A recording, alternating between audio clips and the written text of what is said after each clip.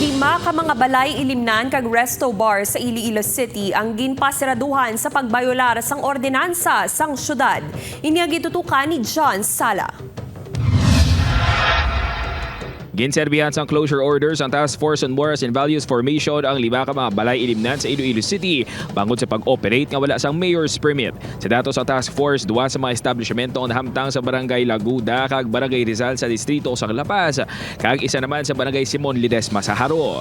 Dapat antes ka mag-abukas ng imong negosyo sa Iloilo, dapat makuha agad ng imong business permit para mangin legal man at may ara man mali na parte ang aton nga sang imong mga buwis nga ginabay.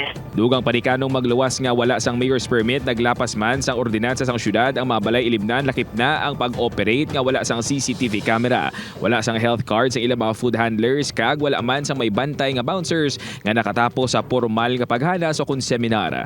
Sundon lang ang mga ordinansa sa siyudad ng Iloilo para nga maging matalunsay ang ilang pagnegosyo. At the same time, ginatapos na naton ang mga proseso sa pagkuha sang business permit. Kaya mo ni permigit ang ilang na problemahan. Ang matag-iya sang lima ka mga balay ilimnan ang ginmanduan na nga magpadulong sa Business Permits and Licensing Office para mag-asikaso sa mga kinahanglanon nga dokumento agon makabalik sa ilang negosyo. Mahimo nga magbukas ang mga ini sa tion nga makumpleto ang mga nagakaigo nga papeles. Upod kay Cirilo Renduque, John Sala. Juana, Western Visayas.